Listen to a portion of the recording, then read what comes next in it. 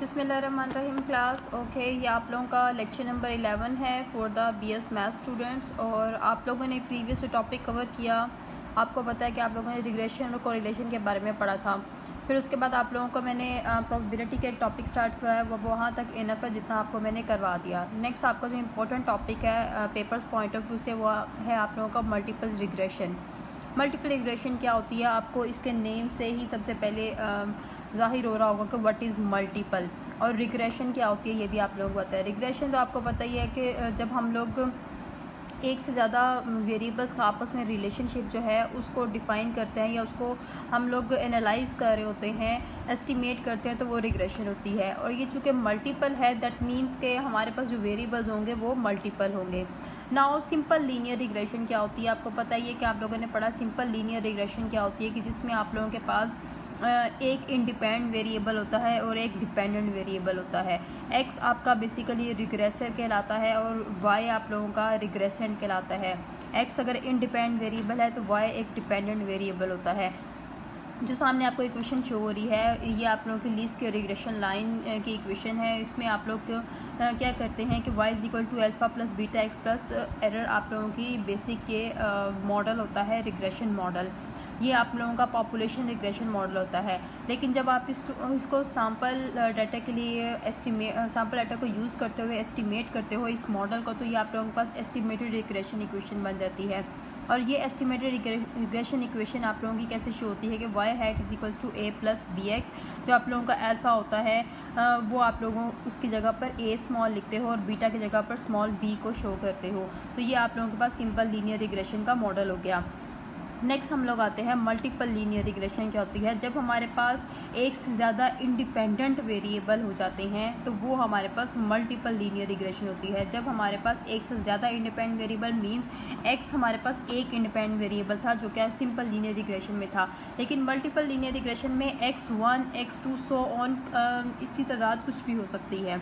तो आप लोगों के पास जब एक से ज़्यादा independent variable with only one dependent variable, one dependent variable and more than one independent variables हो जाते हैं, तो वो आप लोगों के पास मल्टीपल लीनियर रिग्रेशन इक्वेशन बन जाती है।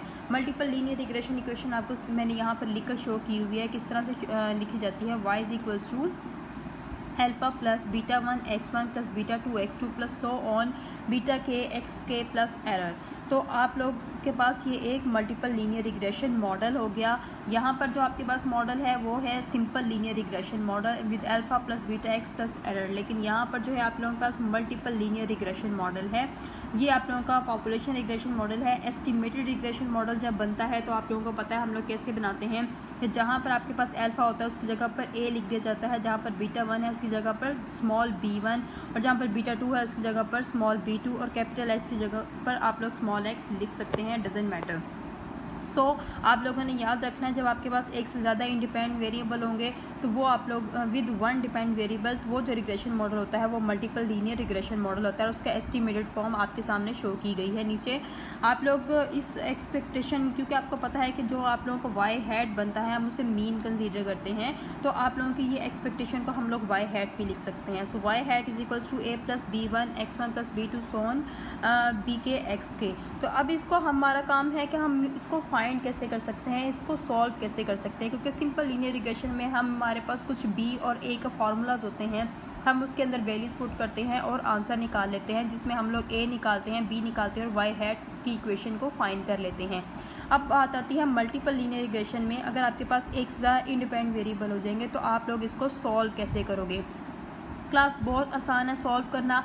यहाँ पर दो मेथड है, लेकिन मैं आप लोगों को क्रैमर्स रूल के मेथड से करवाऊंगी। आप लोगों को पता है, आप लोगों ने क्रैमर्स रूल मेथड पढ़ा हुआ है आपके मैथमेटिक्स में, आप लोगों को बहुत इजी भी लगता होगा। आप लोग मैट्रिक से पढ़ते हुए आ रहे हो, मैथ के आप लोग स्टूडेंट हो। सो मैंने यही सोचा है कि आप लोगों को डिफ़िकल्ट टेक्निक की जगह पर इजी टेक्निक से ये काम करवाऊँ, ताकि आप लोग ये जो मल्टीपल लीनियर रिग्रेशन में आप लोगों ने रिग्रेशन कोएफिशिएंट b1 b2 निकालने हैं वो आप लोग इजीली निकाल सको। सो अब आते हैं कि मल्टीपल रिग्रेशन में आप लोगों ने ये इक्वेशन, एस्टिमेटेड रिग्रेशन इक्वेशन को किन फार्मूला से सॉल्व करना है। तो सिंपल वे है कि पहले हम लोग नॉर्मल इक्वेशंस जनरेट करते हैं। जैसे हम लोगों ने सिंपल लीनियर इक्वेशन में भी नॉर्मल इक्वेशन को जनरेट किया था। नॉर्मल इक्वेशन को जनरेट करने का तरीका क्या होता है, क्योंकि आप लोगों ने डेरिवेशन भी पढ़ी हुई है। जो हमारे पास ये वाला मॉडल होता है, हम लोग इसको डेरिवेट करते हैं by with respect to a and with respect to x1 and with respect to x2 so on, जो भी हमारे इंडिपेंडेंट वेरिएबल्स होते हैं उनके अकॉर्डिंग। तो हम लोग जब उसको डिफ्रेंशिएट कर लेते हैं, तो डिफ्रेंशिएट करने के बाद हमारे पास जो फॉर्म बनती है वो मैं आपको दिखाती हूँ। ओके क्लास, सो आप लोग देख रहे हैं कि मैंने आप लोगों के सामने यहाँ पर लिखा है नॉर्मल इक्वेशंस। मैं आपको यही बताना चाह रही हूँ कि नॉर्मल इक्वेशंस हम कैसे बनाते हैं। तो आप लोगों को मैं जो भी काम है वो इजी वे से करवाऊंगी, ताकि आप लोगों के लिए समझना बहुत आसान हो जाए। अब चूँकि आपके सामने एक इक्वेशन नज़र आ रही है, y is equals to a plus b1 x1 plus b2 x2, आपके सामने ये शो हो रही है। तो आप लोगों ने इसको नॉर्मल इक्वेशन में जब कन्वर्ट करना होगा, तो आप लोगों को डेरिवेटिव करके और उसके बाद उन इक्वेशंस को क्रिएट करने की ज़रूरत नहीं है। सिंपल वे है, बहुत इजी तरीका है, आप लोगों ने याद रखना है। क्लास आप लोगों ने लिखना जितने भी आपके इंडिपेंडेंट वेरिएबल होंगे, यहाँ पर मैं एग्जांपल दे रही हूँ x2 तक, ठीक है, 2 independent variable. In most cases आपकी बुक्स में जो या पेपर में आपसे क्वेश्चन किया जाएगा क्लास, आप लोगों के लेवल में आप लोगों से x1 और x2 तक ही क्वेश्चन होगा। यानी पैराबोला इक्वेशन हो सकती है आपके पास, या अगर हम रिग्रेशन की लैंग्वेज में बात करें तो आप लोगों के पास जो रिग्रेशन मॉडल होगा उसमें 2 इंडिपेंडेंट वेरिएबल ज़्यादा से ज़्यादा हो सकते हैं। सो इसकी नॉर्मल इक्वेशन जब आपने क्रिएट करनी है, आप लोग याद रखें क्लास, आपके सामने एक इक्वेशन गिवन है y is equals to a plus b1 x1 plus b2 x2। अब इसे नॉर्मल इक्वेशन में कन्वर्ट करना है। तो पहली नॉर्मल इक्वेशन बनाने के लिए सबसे पहली जो इक्वेशन है उसके साथ आप लोगों ने इसको समेशन से मल्टीप्लाई कर देना है। इक्वेशन नंबर 1 को आप लोगों ने समेशन से मल्टीप्लाई कर देना। जहाँ जहाँ पर आपके पास वेरिएबल होगा वहाँ पे सम आ जाएगा, जहाँ पर कांस्टेंट होगा आप लोगों का वहाँ पर n की टर्म आ जाएगी। सिंपल वे है। मैंने आप लोगों को ज़्यादा कॉम्प्लिकेटेड चीज़ों की तरफ लेकर नहीं जाना, क्योंकि इजी वे में जब आप लोग ये काम कर सकते हो तो क्या ज़रूरत है इन कॉम्प्लिकेशंस में बढ़ने की। सो समेशन क्या करना है, आपने इसी इक्वेशन के साथ जो आपके पास रिटर्न थी आप लोगों ने समेशन को मल्टीप्लाई कर देना है। तो y के साथ किया, y भी एक वेरिएबल था तो ये सम उसके साथ आ गया, a एक कांस्टेंट टर्म थी तो उसके साथ n की टर्म आ गई, x1 एक वेरिएबल था उसके साथ भी सम आ गया, x2 भी एक वेरिएबल था उसके साथ भी सम आ गया। अब सेकेंड नॉर्मल इक्वेशन क्रिएट करने के लिए आप क्या करोगे, अब आपने ओनली सम के साथ मल्टीप्लाई नहीं करना, इस सम वाली इक्वेशन के साथ आपने x1 को भी मल्टीप्लाई कर देना है। तो सेकेंड नॉर्मल इक्वेशन कैसे बनाओगे, अब आप लोगों ने यहाँ पर x1 को मल्टीप्लाई कर देना है, समेशन x1 को। ओके, नज़र आ रहा है आप लोगों को। तो आप लोगों के पास ये क्या बन जाएगा, चूँकि ये n a था तो समेशन x1 को हम मल्टीप्लाई करें तो a समेशन x1, यहाँ पर b1 और ये क्या आपके पास बन जाएगा समेशन x1 का स्क्वायर, ठीक है, क्योंकि x1 2 टाइम्स मल्टीप्लाई हो गया और उसको सम किया तो आपके पास x1 का स्क्वायर हो गया। जब आप b2 करोगे तो b2 की आपकी नॉर्मल इक्वेशन क्या, b2 रिग्रेशन कोएफिशिएंट के साथ क्या आपके पास टर्म बनेगी समेशन x1 x2, राइट। अब आप लोगों ने थर्ड टाइम में जो रिग्रेशन इक्वेशन नॉर्मल इक्वेशन बनानी है तो उसमें आप लोगों ने x2 को समेशन x2 को मल्टीप्लाई करना होगा, ठीक है। जब y के साथ समेशन x2 को मल्टीप्लाई किया तो ये बन गया समेशन x2 y, यहाँ पर किया तो समेशन x2 प्लस यहाँ पर आप लोगों ने किया तो ये बन गया summation x1 x2 plus b2 summation x2 का स्क्वायर। अब आप लोगों को नज़र आ रहा होगा कि कैसे आप लोगों ने 3 नॉर्मल इक्वेशंस क्रिएट की। ये नॉर्मल इक्वेशंस बनाने का तरीका क्या होता है कि यानी इन साइमल्टेनियस इक्वेशंस को आप लोग सॉल्व करके रिग्रेशन कोएफिशिएंट्स b1 b2 और a को फाइंड कर सकते हो। बहुत ही आसान वे है, फिर सुन लें। मल्टीपल लीनियर रिग्रेशन में पहले आप लोगों ने ये नॉर्मल इक्वेशंस बनानी है, चूँकि मैंने बताया कि इन मोस्ट केसेस आपके पास सिर्फ 2 इंडिपेंडेंट वेरिएबल होंगे, तो आप लोगों ने ये नॉर्मल इक्वेशन बना लेनी है। इसके बाद मैं आपको बताती हूँ कि इसे मैट्रिक्स में कैसे कन्वर्ट करना है। सो क्लास मैं अब आपको बता रही थी कि आप लोगों ने इन नॉर्मल इक्वेशंस को मैट्रिक्स में कन्वर्ट कर लेना है। ओके, मैट्रिक्स में कन्वर्ट करने का फ़ायदा क्या होता है। सबसे पहले तो ये देखें, आप लोगों के पास ये सामने नज़र आ रहा है, इसका आपके पास जो मैट्रिक्स बन जाएगा वो क्या बनेगा summation y summation x1y and summation x2y। Okay, ये आपके पास एक ये मैट्रिक्स बन जाएगा। फिर इक्वल के इस तरफ अगर हम लोग आते हैं तो आपके पास दो तरह के मैट्रिक्स बन जाएंगे। आपको पता ही है कि जब हम प्रोडक्ट में काम कर रहे थे तो मैट्रिक्स कैसे बनते हैं। एक यहाँ पर आपके पास बनेगा, जितने भी आपके कोएफिशिएंट्स हैं उनको लिख लें, and summation x1 summation x2 in the first line, in the second line summation x1 summation x1 का square summation x1 x2, and here in the third row summation x2 summation x1 x2 summation x2 का square। ये देखें, ये आपका एक 3x3 का matrix बन गया। ठीक है, ये आप लोगों का क्या बना, 3x1 का मैट्रिक्स। अब आते हैं एक और मैट्रिक्स पे। जब आप लोग प्रोडक्ट करते हो तो आपकी ये नॉर्मल इक्वेशंस की टर्म जो बनेगी, उससे पहले अगर हम इसे मैट्रिक्स में कन्वर्ट करें तो आपको पता है कि आप लोग क्या करोगे, यहाँ पर लिखोगे A, यहाँ पर लिखोगे B1, यहाँ पर लिखोगे B2। चाहे आप दोबारा इसको प्रोडक्ट करके देख लें, प्रोडक्ट करने का तरीका आपको पता ही होगा, first row and first column. क्योंकि आप लोग मैथ्स के स्टूडेंट हैं, मुझे लगता है इतना एक्सप्लेन करने की ज़रूरत नहीं है। फिर भी अगर आपको नहीं पता चलता है तो मैं बता देती हूँ कि प्रोडक्ट कैसे करते हैं। First row and first column, second row and first column, third row and first column. आप इसे मल्टीप्लाई करोगे तो दोबारा ये इक्वेशंस में कन्वर्ट हो जाएगा। सो अब आप लोगों के पास ये जो नॉर्मल इक्वेशंस हैं ये आप लोगों की मैट्रिक्स में कन्वर्ट होगी। जब आप लोगों ने इन्हें मैट्रिक्स में कन्वर्ट कर लिया तो आप लोगों ने इनको नेम दे देना है। यहाँ पर नेम दे दें वाई वेक्टर का। कि ये चूँकि आपके पास टर्म है तो इसको हम कहते हैं एक्स डैश एक्स। ठीक है, तो आप लोग, और यहाँ पर आप लोग इसको नेम दे सकते हो, बीटा का भी दे सकते हो। चले,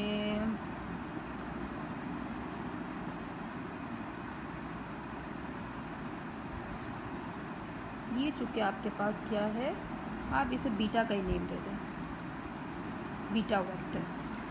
ठीक है, जिससे हम लोगों को कंफर्म हो जाएगा कि हम लोगों ने क्या फाइंड करना है। चूँकि यहाँ पर x की टर्म भी y की भी है तो आप लोग इसे x डैश y भी कह सकते हो। ठीक है, ये आप लोगों के सामने इक्वेशंस शुरू हो गई। तो अब आप लोग इन्हें फाइंड क्या करना है, चूँकि आप लोगों ने फाइंड करना है ये a, b1 और b2 यानी इन रिग्रेशन कोएफिशिएंट्स को फाइंड करना है।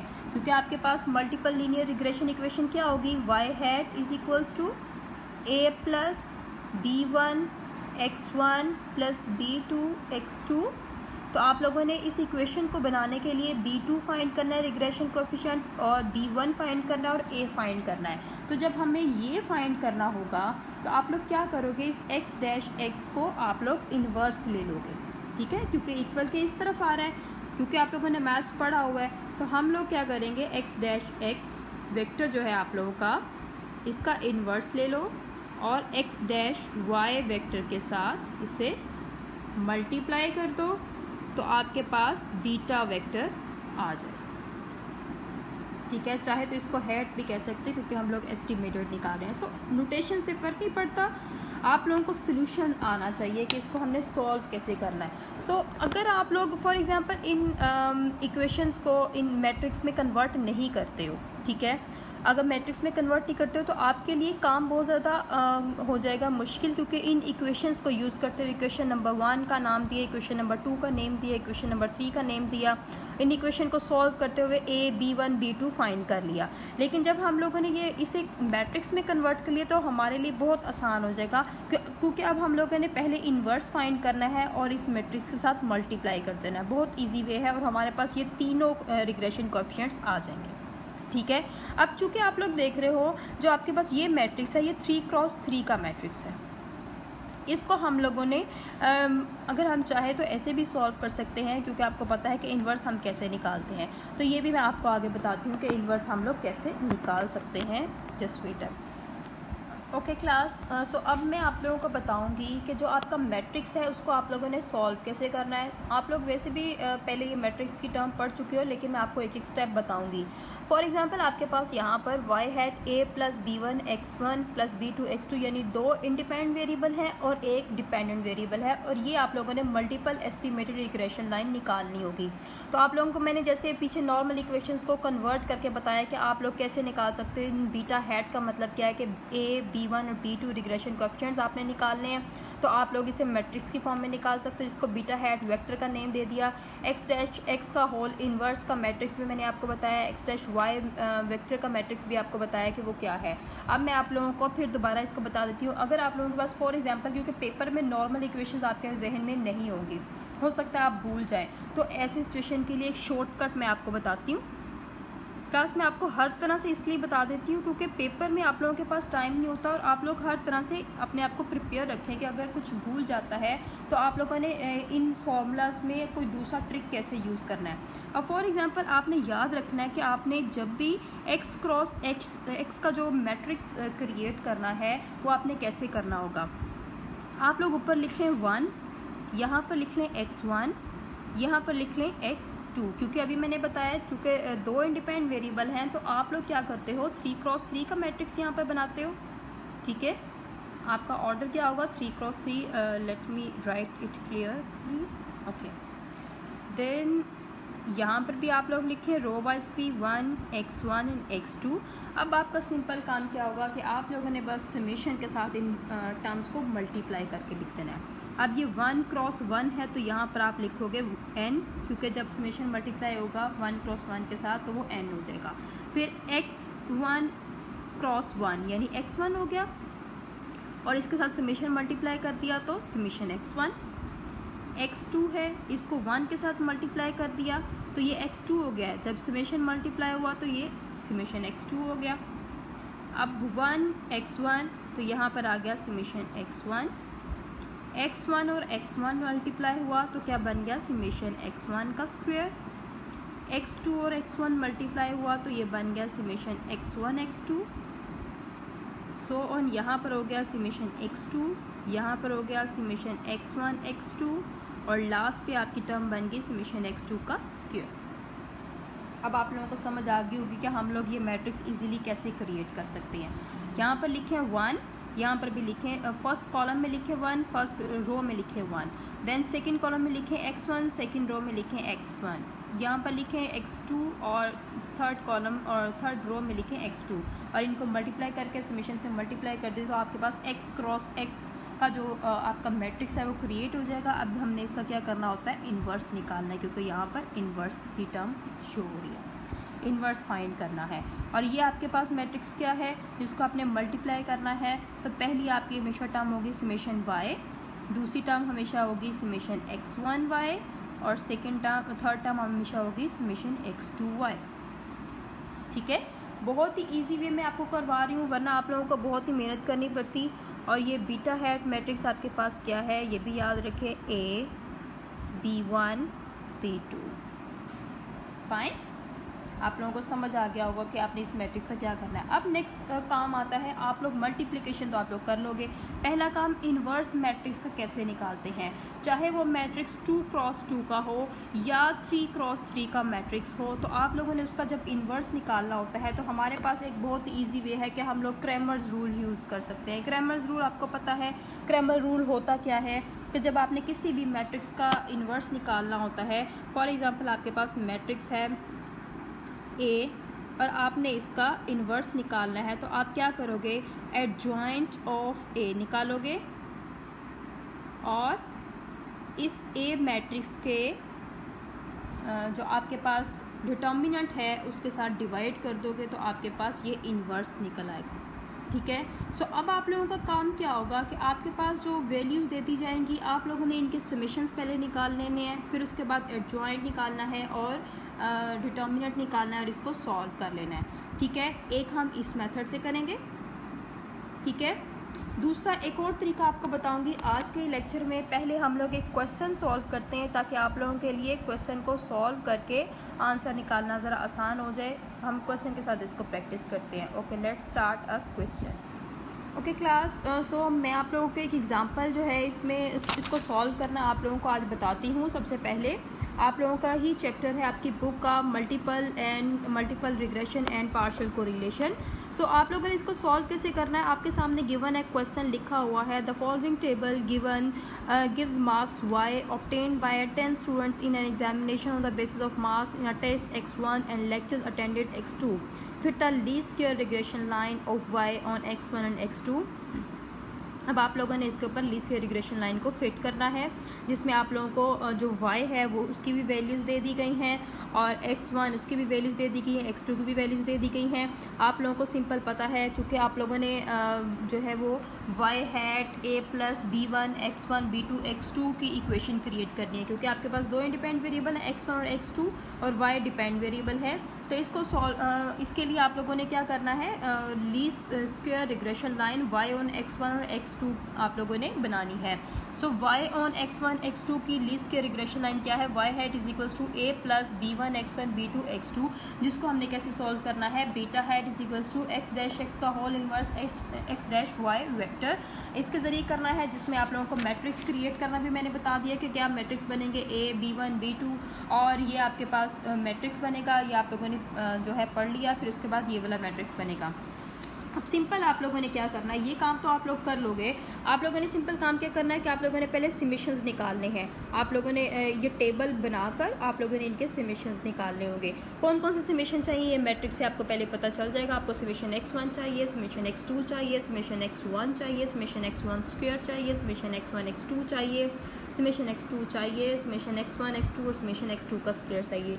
सो ओवरऑल आप लोगों ने इन समेशंस को फाइंड कर लेना है। जैसे इस बुक में आपके पास समेशंस गिवन है, आप लोगों ने इन समेशंस को इस मैट्रिक्स में पुट कर देना है। ये देखें, जो जो भी समेशंस हैं इन मैट्रिक्स में आप लोगों ने पुट करके अब आप लोगों ने इन्वर्स निकालना होगा। सो इन्वर्स निकालने का तरीका तो आप लोगों को आता ही है। सो मैं यहाँ पर एक काम करने जा रही हूँ, मैं आप लोगों को डेविएशन इन्वर्स फॉर्म करवाने जा रही हूँ, मैट्रिक्स के डेविएशन फॉर्म करवाने जा रही हूँ। सो उसके लिए आप लोग रेडी रहें। ये आप लोगों ने देख लिया। अब आप लोगों ने क्या करना है, नेक्स्ट टर्म में जाकर लिखना है, ताकि आप लोगों के लिए कैलकुलेशन मज़ीद आसान हो जाए। तो वो भी मैंने आपको एक शॉर्ट ट्रिक बताने जा रही हूँ। आगे लिखें आप लोग, by converting it into deviation form.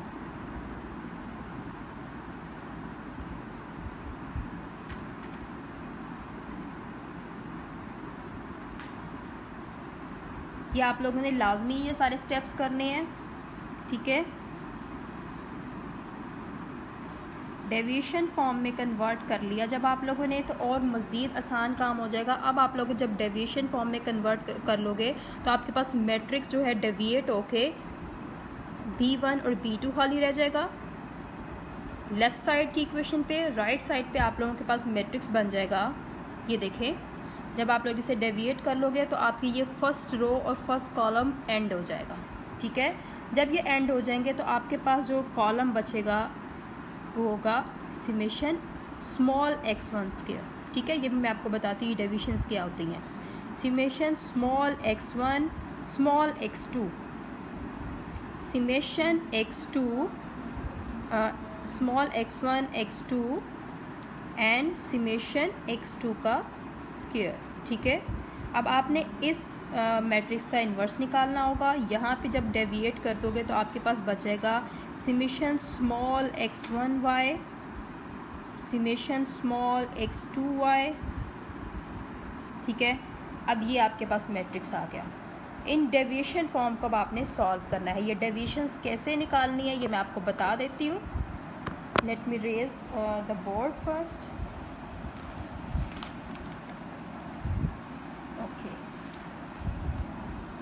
सो अब आप लोग डेविएट फॉर्म का जो है वो निकालने जा रहे हो सोल्यूशन, तो आप लोग इसको लिख सकते हो यहाँ पर भी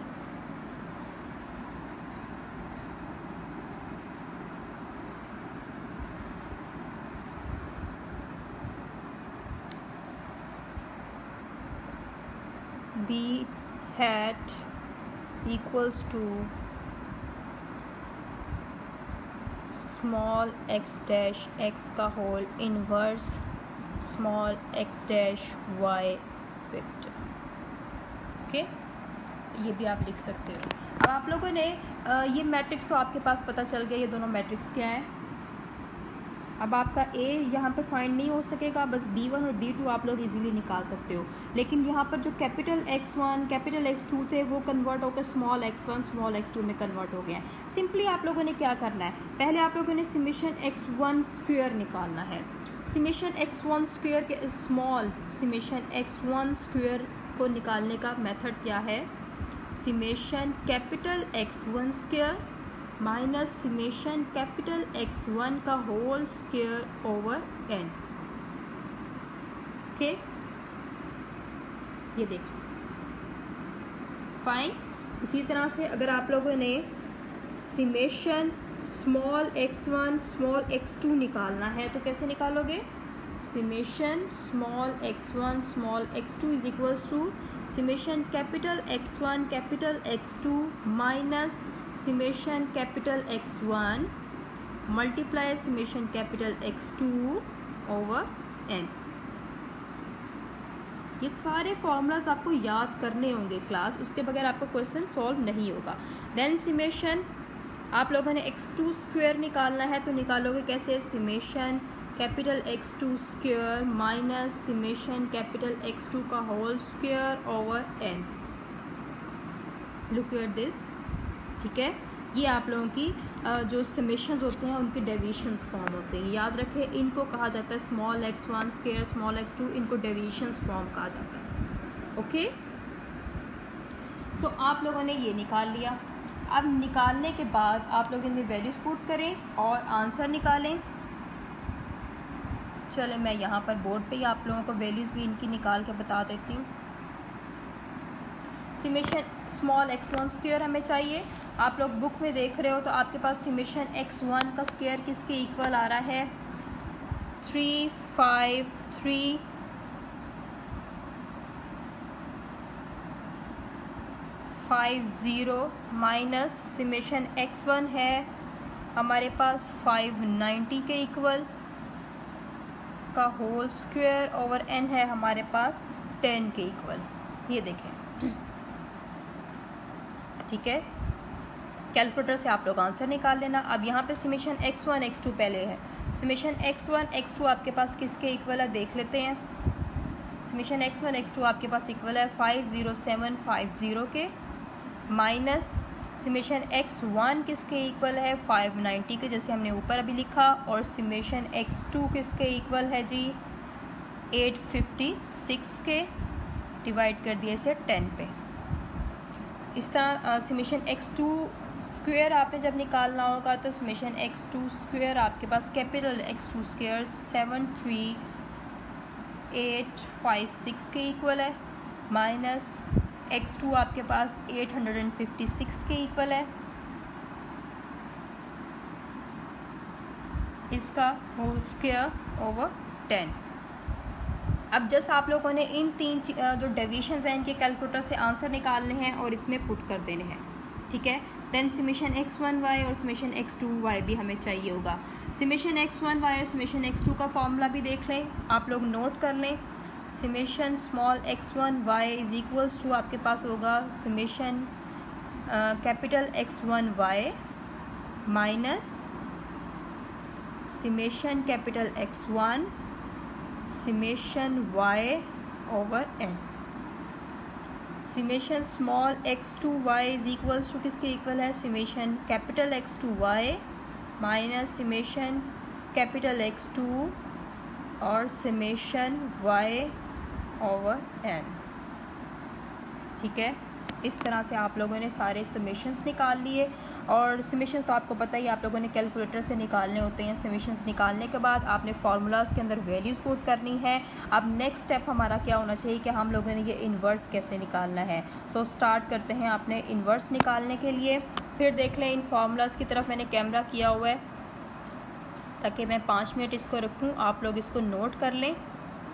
अब हम लोग क्या कर रहे हैं, डेविएट फॉर्म में निकाल रहे हैं इसको। Summation small x1 square small x1 x2 small x2 square और summation small x1y summation small x2y।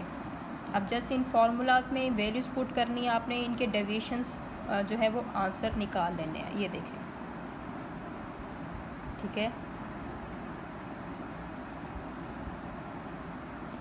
Okay class, so अब मैं आपको बताने जा रही हूँ कि आप लोगों ने जो इन्वर्स है मैट्रिक्स का वो कैसे निकालना होगा। चूँकि आप लोगों के पास जो मैट्रिक्स मौजूद है वो क्या है, x dash small x dash x का होल इन्वर्स। तो आपका जो small x dash x matrix है वो किसके इक्वल है, summation small x one square, summation small x one x two, summation small x one x two and summation x two का square. उसका इन्वर्स आपने निकालना है। जब आप लोगों को मैंने पीछे फार्मूलाज बताती हैं, उन फार्मूलाज को यूज़ करते हुए आप लोगों ने ये वैल्यूज़ निकाल लेनी है।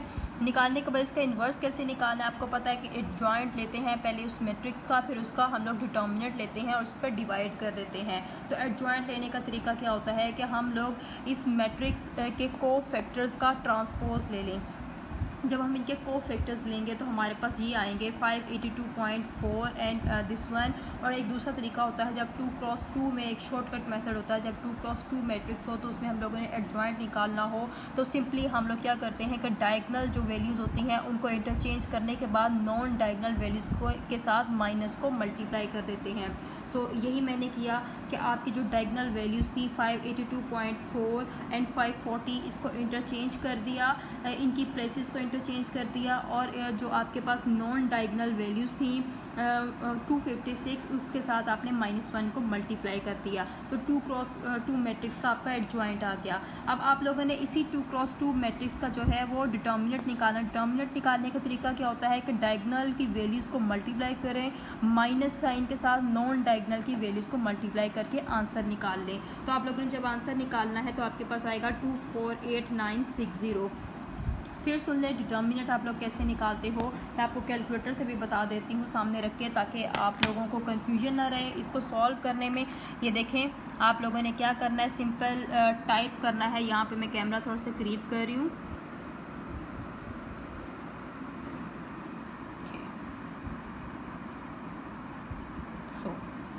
यहाँ पे आप लोगों ने पहले 540 टाइप करना है। ये देखें क्रॉस 582.4 माइनस करना है आप लोगों ने 256 क्रॉस 256 यानी नॉन डायगनल वैल्यूज़ के प्रोडक्ट के साथ, और इक्वल का साइन दबाना है तो आपके पास आंसर आ जाएगा। ये देखें 248960। ओके, तो इस तरह से आप लोगों ने इसका डिटर्मिनेंट भी निकाल लिया। अब आपने हर जो आपकी वैल्यू है मैट्रिक्स में उसको इस डिटर्मिनेंट के साथ डिवाइड कर देना है तो आपके पास ये आंसर आ जाएगा। सो आप लोगों का क्या है, ये जो मैट्रिक्स क्रिएट हुआ उसका आप लोगों ने क्या करना है,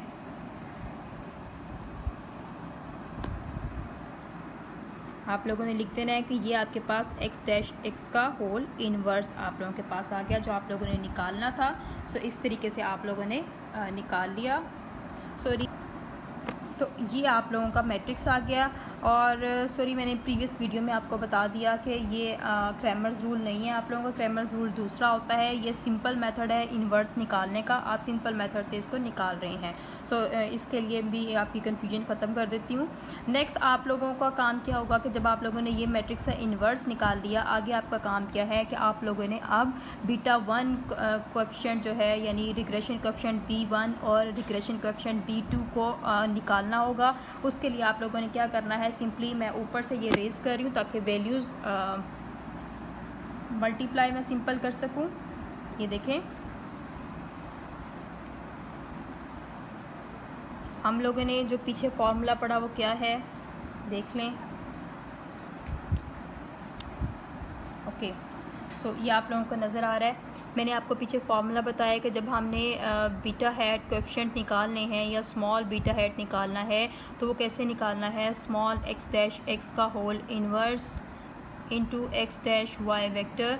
सो एक्स डैश एक्स का होल इन्वर्स तो आप लोगों ने निकाल लिया, वो किसके इक्वल है, यहाँ पर रिटर्न है। अब इसको मल्टीप्लाई किसके साथ कर देना है, एक्स डैश वाई वेक्टर के साथ। तो small x dash Y vector आपके पास किसके इक्वल है, summation small x1 y summation small x2 small y और ये आपने कैसे निकालना है, सिंपल वही मेथड, जब आपके पास डेविएशंस होती हैं तो आप कैसे निकालते हो, summation x capital X1 y, इसको माइनस कर दोगे समेशन कैपिटल X1 और समेशन y ओवर n के साथ।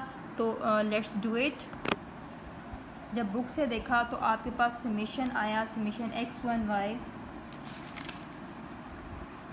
ये देखें आपके पास बुक में समेशन X1 48715, यहाँ पर लिख दिया 48715 माइनस समेशन X1 आपके पास क्या है 590, वो लिख दिया, और समेशन Y आप लोगों के पास क्या है देख लें 819, डिवाइड कर दिया 10 पे और आंसर निकाल लिया 590 क्रॉस 819 डिवाइडेड बाय 10 माइनस 48715 394। तो आपके पास पहला आंसर आ गया 394, ठीक है। सो आप मैट्रिक्स में इसकी जगह वैल्यूज़ लिख सकते हो। ये क्या है, first one 394, second summation X2y निकालना है तो उसके लिए भी आप पहले फॉर्मूला लिखोगे समेशन X2y, जहाँ जहाँ पर X1 है वहाँ पे आप लोग X2 कर दें सिंपली, और X2y की वैल्यूज़ पुट कर दें, ठीक है। यहाँ से रेस किया इसको,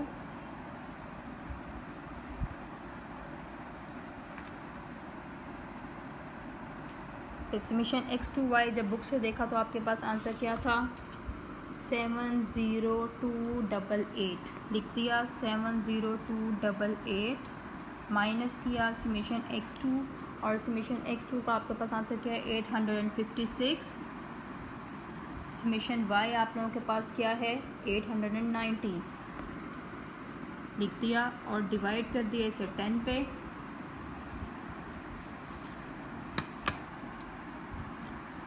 856 मल्टीप्लाई 819 डिवाइड बाय 10,